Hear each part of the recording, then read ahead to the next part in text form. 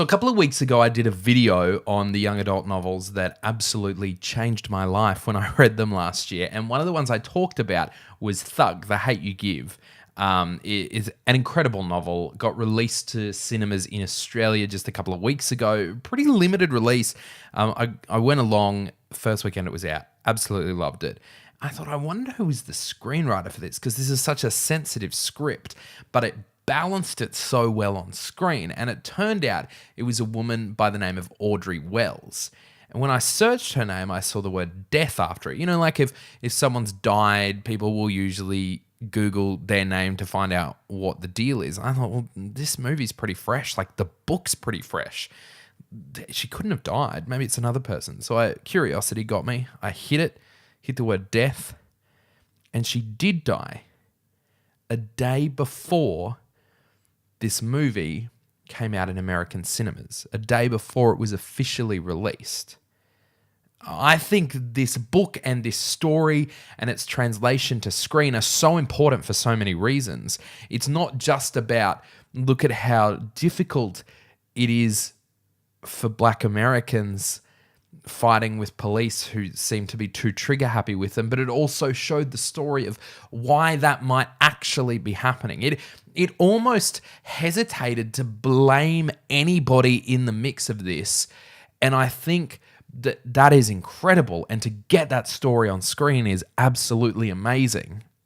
And then to see that Audrey Wells died the day before it came out. So I had a little bit of a look at her history, what else she's done. She's a pretty prolific screenwriter, but she's got these amazing credits for screenwriting movies that have really important cultural messages in them. And I haven't seen any of the other ones.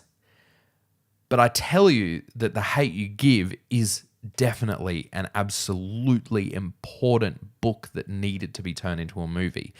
And it got me thinking, the timing of her death. And I feel so sad for those who loved her and those who knew her, who lost her. But it made me think about the idea that maybe we are put on this earth to achieve something. We're put here to do something amazing. And maybe she did her something amazing. What that leaves me thinking is, what's mine? I'm not sitting here thinking, oh my gosh, I hope tomorrow I'm going to achieve my something amazing, that I'm here on earth to make an amazing change for the reason that I'm here, and then I'll die. I'm not thinking that at all. I hope my something amazing doesn't happen for many, many decades down the track if that's the case. But it did make me think, how many people are wasting their life not doing the thing that they're here on earth to do? They're choosing the safe path or the easy path or the popular path, or they're choosing to ignore that voice in their head that says this isn't right. And I know from my own experience that sometimes we forget what it means to listen to the voice of what our true heart's desire and true heart's call is, because when it fails and when it doesn't work, it's so disappointing and so hard to pick back up from.